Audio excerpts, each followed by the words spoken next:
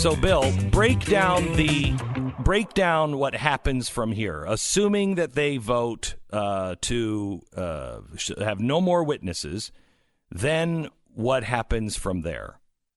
I would assume that vote will be on Monday. The witness vote?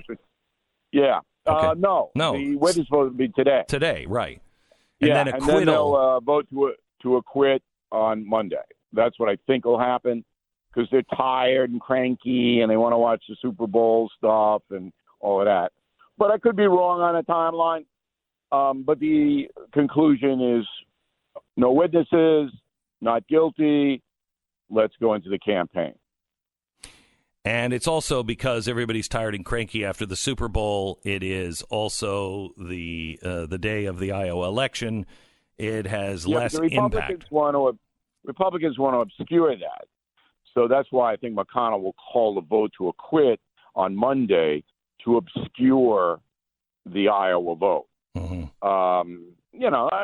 That's what they do. Both parties do it. Yeah. So and how do you see the vote coming down in Iowa? No. The vote to acquit. I don't think any Republicans will vote to convict him. Right. So that's 53. Maybe Manchin and maybe one or two others that come over. Maybe. So let's say 54 to 46 to Bill, acquit. You are a historian. So put yourself out 50 years from now. How is this going to be remembered? It won't be.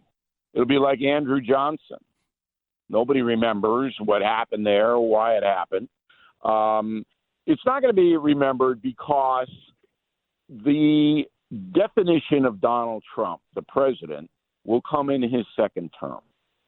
And if he wins a second term, everything changes as far as Trump in history. If he gets beaten, then Trump will be it'll be a failed presidency. The historians go, he didn't, he might have done good for the economy, but he wasn't, astute enough to win re-election, and he had all this on his sheet, so he's really not a good president. That's what's going to happen.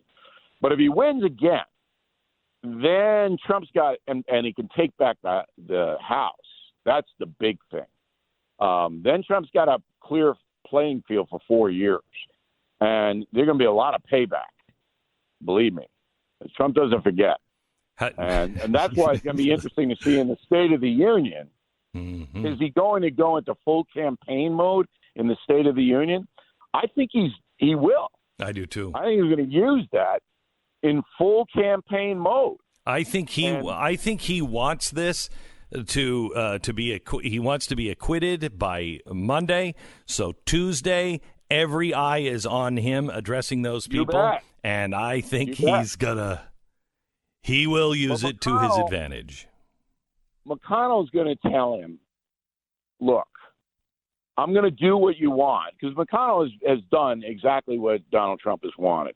All right, I'm going to do what you want. I'm going to fast track this. We're going to get this done. And then you got the floor on Tuesday night, and the whole world's going to be watching you. Be a little presidential, please. Nancy Pelosi is going to be sitting behind you. Don't hit her with a pie. All right? Don't go na, na, na, na, na. Don't do that. McConnell will tell him that. You are the guy who can tell the truth about the president, and the only one that I know that still can be a friend of his. You say things that are far more critical of the president I get in trouble anytime I say anything. You can say, and you don't seem to get in trouble for it. So tell me the odds, Bill O'Reilly, of Donald Trump understanding, please be at least a little presidential in the way that the rest of the world would understand that, and the odds of him doing it. All right. To answer that question, you have to understand who is going to write the speech. And that is going to be a man named Stephen Miller. Miller is trusted by Trump, one of the few people on the face of the earth. Trump trusts Miller. Miller is very smart. Miller will side with McConnell and say to him, Mr. President, sir, you can use this as a campaign thing. We know that that is going to be something that you will do no matter what, because you're not going to be able to stop that. But let's keep the gloating, word of the day, gloating, to a minimum. I don't know if he can do it. I don't know if he's capable. I think he can do it. Okay. I think he can do it. All right. All right? Okay. Because, remember, Miller is going to write the words on the page. Now, Trump, he's not Warren Harding. I mean, he's not going to read what's written for him. Mm-hmm. Trump goes in and Trump changes what he wants to change. All right, he's like Reagan. That's what Reagan did. But he also doesn't even change it. There are times when he's reading his script and he's like, he'll ad lib. Yeah. But not at the State of the Union. Okay. He doesn't do that at the State of the Union. He's already given, all right, 3 addresses. This will be the 4th. And he hasn't done that in the State of the Union. He stayed on script because he understands the formality of it. There's a formality where there isn't in his rallies. So his rallies, that's entertainment. People are going there to be entertained. They want him to throw a pie at Nancy Pelosi if she would ever be at the rally, which he wouldn't. But in the State of the Union, even his most ardent supporters are hoping that he brings some decorum to his remarks. Now, that doesn't mean he can't slam the opposition. I would. I'd get up there and say, hey, this election is the most important in our lifetimes. You may not like me. I'd use those words. But do you want them? And then he'll get booed. Mm-hmm. So the Democrats in the State of the Union will boo that. Mm-hmm. And then I would look, because you got to anticipate that'll happen. And I'd say, you can boo all you want, but your socialistic policies would wreck this economy. And especially if then the Republicans, wait, you say that, and then the Republicans go, oh, yay, yay. Okay? So Miller knows all this. Miller, he's so smart, and nobody knows who he is. Nobody knows who he is. But he knows all this, and he'll explain it to Trump. And I think Trump will go by the McConnell-Miller nexus, the guidance that they provide. Of course, I could be wrong, but I can't remember the last time I was. Please remind me if you guys are. We have our research team working on it now, Bill. Okay. Yeah, so right. There's 10 people working around the clock. So far, we haven't we haven't found a single thing under a rock, and we appreciate that. I will tell you that just speaking as a human, I think it would be really hard not to gloat. And he's a good gloater as it is, but it'd be really hard not to gloat. He's gone through this now for 4 years. They have thrown absolutely everything at him. Time. Yeah. He has plenty of other ways to do it. Yep. All right. And this comes, of course, right the day after. Monday is the Iowa primaries. So the caucus happens on Monday. We'll go there next. You're listening to Glenn Beck. You remember the first time you saw that smile, the smile that made you fall in love with her. It was the smile that made you realize you were the one that had to spend the rest of your life with that woman. Now, make her smile again that way this Valentine's Day. Go to 800-Flowers, 1-800-Flowers.com. In just a few clicks, you're going to find a beautiful bouquet that is absolutely right and perfect for her. Now, if you're looking for roses right now for a limited time, you can get a dozen multicolored roses for $19.99, or you can upgrade to 24 multicolored roses for only $10 more. And the roses from 1-800-Flowers are picked at their peak. They're shipped overnight to ensure freshness. You just pick the delivery date, and they handle the rest. Rose prices are going up, I predict, very soon. Valentine's Day is just around the corner. Go to the Rose Authority, 1-800-Flowers.com. You get a dozen multicolored roses for $19.99, or upgrade to 24 multicolored roses for $10 more. 1-800-Flowers.com. Click on the radio icon, enter the promo code BECK. Get this special. Find the right bouquet for her. 1-800-Flowers.com. Want your friends to know what you think of Nancy Pelosi? Pretty easy. Get the new Nancy Pelosi Sucks pen at nancypelosisuckspen.com.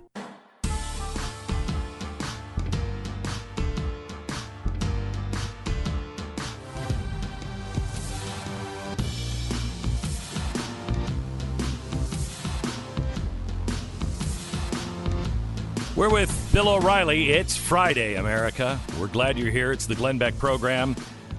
Bill, before we go to Iowa, there's a new report that shows the evening news spin on the impeachment hearings. They looked at all of the evening news programs. They found their news 100% negative on Donald Trump's defense, 95% positive for Democrats. Absolutely humanly impossible if you're trying to be at all fair. But they're not. Yes, right. Everybody knows that. Right. I did the story last night on the No Spin News on BillO'Reilly.com. And I basically looked at the audience. I said, I'm sorry to bore you because I know you know this already, that if you watch an American television news network for news, you're not going to get the news anymore. That's not what they're in business to do. They're in business to promote an ideology, number one, and number two, to elect candidates that back up what ideology they want. That's what the industry is now. So now, with that being said, there was another poll taken by people who read or of people who read the New York Times. People who read the New York Times, when they heard the New York Times endorse Elizabeth Warren and Klobuchar, the people who read the paper, 5% of those people moved to Joe Biden. Okay? So even their own readership is like, okay, I don't trust these people. Is that accurate to say? What would you take from that? I think so. Listen, I think that Americans, no matter how nutty they may be politically on both the right and the left, all right, essentially want an honest presentation. Correct. I mean, I think 90% of them want honesty, even if they don't like to hear it. All right, even if that's why I have been so successful, and all the research on me shows that. So you may not like me, all right, and I understand that, but you'll get a fair play when you listen to me analyze the news. So as you just said, if Trump does something dopey, I'm going to tell you. But what has happened now in America is a lot of people don't seek the truth anymore. They don't care about it. They want an outcome. All right. So the Me Too people want males to be crushed. That's the outcome they want. They don't want fairness. They're not looking for facts. And that's what you're getting in politics. So the outcome that the left wants is Trump out of office. How you get him out of office doesn't really matter to them. But the declining audiences at network news have to be. I mean, look at CBS Evening News. My God, it's a collapse. And CNN, collapse. So, that's the reality in the country we live in right now. All right. You're still standing that Joe Biden is going to take the caucus? Now you're distorting me. Well, that's what I do. I'm part of the mainstream media now. You're a guy by the pool. I'm here to distort. If you do it again, I'm taking your cowboy boots away from you. All right? Now, I said Biden's going to win the nomination, but I have been steadfast in saying Iowa's so crazy that nobody can predict it. Yeah. And here's why it's so crazy. 150,000 people vote out of a state of about 3.5 million. Okay? The 150,000 who vote, they don't go to the polls, Beck. They go to a little schoolhouse or a little VFW hall or whatever it may be, and they stand around. And they go, I like Biden, no, I like Bernie, no, I like Buttigieg. And then at the end of an hour, they say, okay, let's write this down who you want. Very informal, very undisciplined, and only the real true believers participate, not the folks. And this is on the right, too. Remember, Ted Cruz won the Iowa Caucus last time around. Right.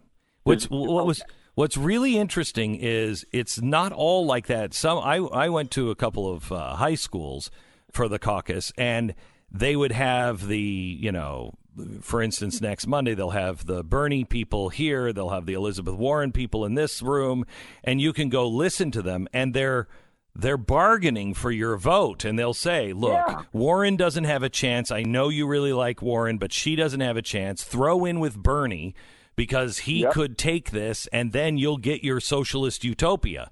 And so it's not going in and making a personal decision. It is the party very, very active going in, and the ones who make the most compelling strategic argument, I think, are the ones that usually come out.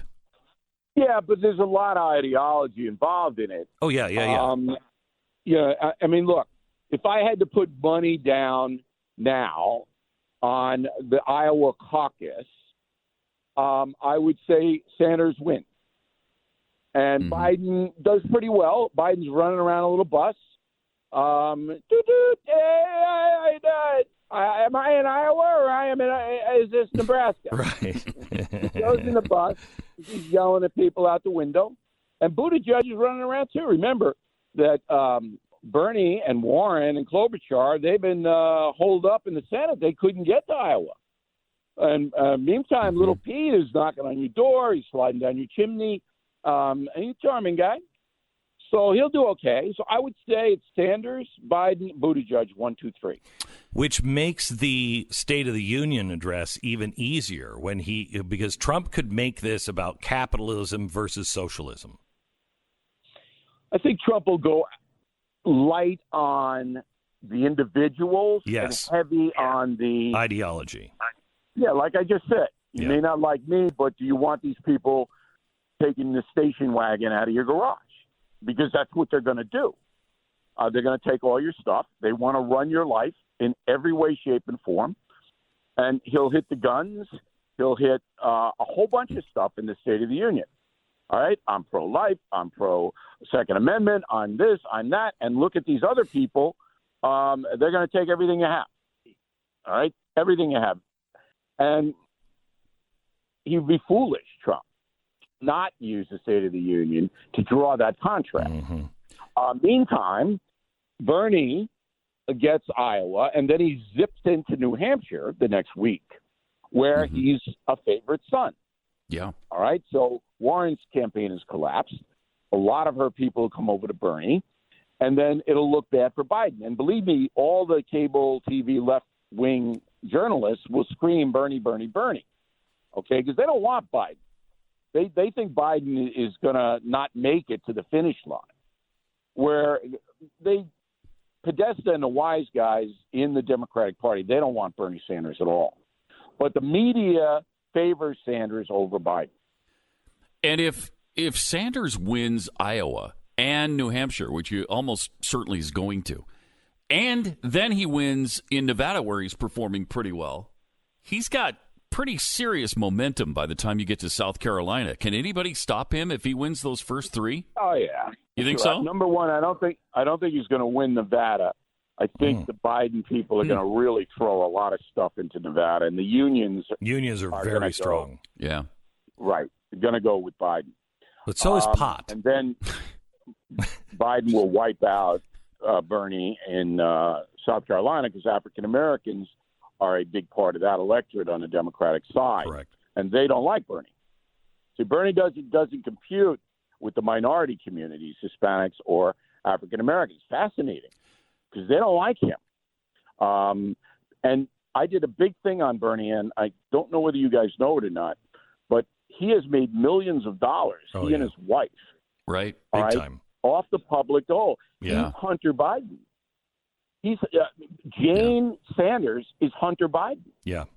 Although they didn't use overseas, it was here. I'll give you one example. Jane Biden was appointed president of Burlington College. 200 students ran the college into bankruptcy. And part of the reason was she awarded her daughter a $500,000 woodworking contract from the college.